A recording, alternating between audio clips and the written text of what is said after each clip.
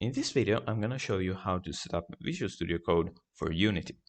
This guide is for Windows, and of course, if you're watching this video in 2040, this guide is probably not going to work.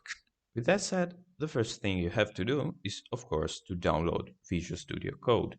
VS Code is an editor that is free and faster than the classic Visual Studio, so I definitely recommend it, especially if you're using a low-end PC. Once you installed VS Code, open a Unity project. It's not important which project you open, because the settings we're going to change in Unity will apply also for the other projects you have, and for eventual projects you will create in the future. So the first thing we have to do is to set VS Code as the default editor for Unity. And to do that, we have to go on Edit, Preferences, and select External Tools. Here you should see an external script editor option. So you click on the little drop-down menu, and if you already see Visual Studio Code in the options, you just select that.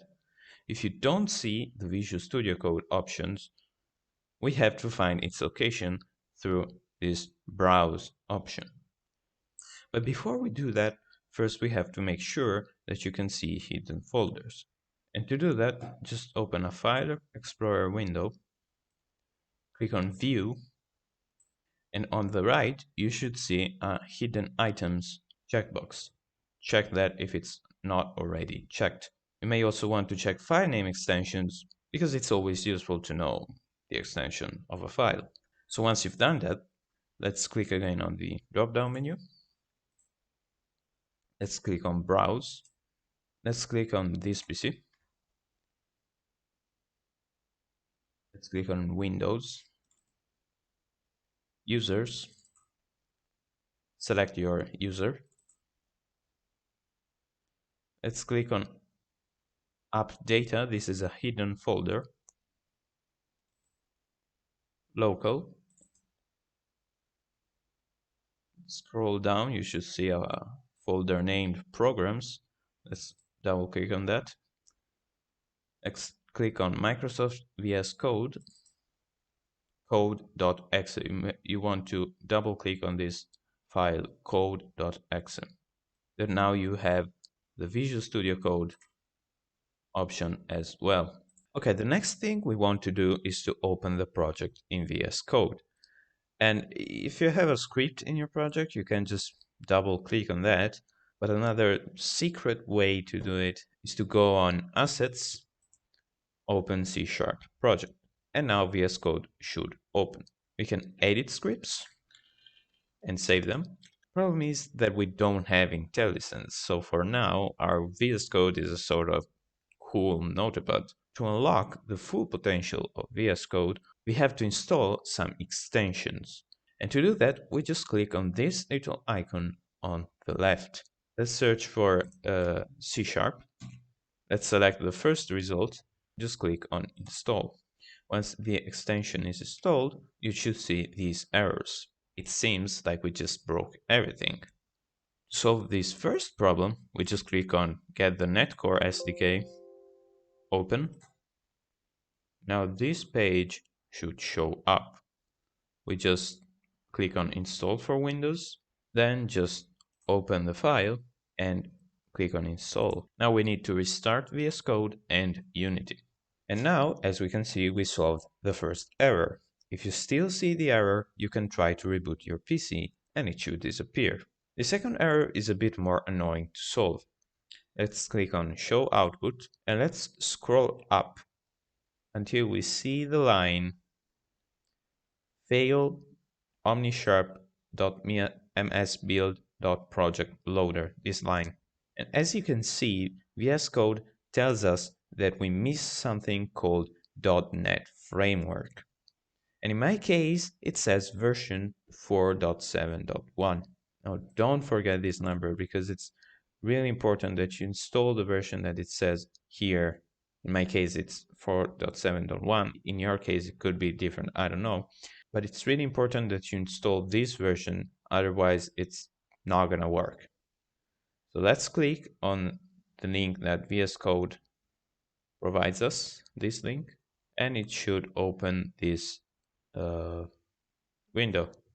So let's search for the version we need. In my case, it's 4.7.1. Let's click on .NET Framework 4.7.1. Let's click on Download .NET Framework 4.7.1 Developer Pack. Let's open the file. And as you can see, after restarting Unity and VS Code, we don't have that error anymore. And now we have IntelliSense, because as you can see, it shows there's an error here. Okay, we're almost done. We just need to install two other extensions. So let's click on the little icon here on the left, and let's search for Unity code snippets. Let's select the first result, and this extension is to create Unity classes and methods easily. And it's kind of useful, although it's not necessary. And the second extension is Debugger for Unity. This extension is super useful to find bugs faster because it lets us create breakpoints in our code. And to use this extension, we just go on Run, create a launch JSON file here. We have to click on this, select Unity Debugger in this little drop-down menu. And now it creates this JSON file. We can just close it. And now we can just, let's say I create a variable. Now we can just create a breakpoint by clicking on this left side. So we can see this little red circle, that's a breakpoint. So the only thing we have to do now is to click on this little icon, start debugging. And now when we run the game from the Unity editor, the game will stop when it will reach this line of code, and we can see the value of the variables and see what happens in our code. I find this super useful. Okay, you probably noticed that VS Code says there are 5K errors somewhere, and that's because I'm using Mirror, which is an open source networking API for Unity. And in the editor, Unity says there are no errors, right? If we check the console, you can see there are no errors, right? But VS Code says there are 5K errors, and this is an annoying problem.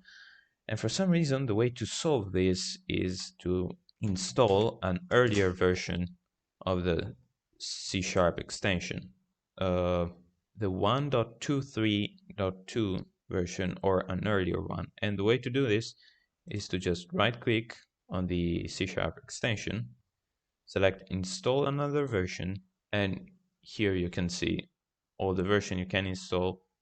And if you want to solve this type of problem, you just have to install the 1.23.2 or an earlier version. I'm gonna install this one, I'm gonna reload, and as you can see, the 5K problems just disappeared.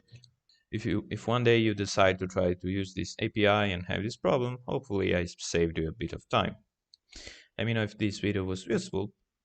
That's it for today.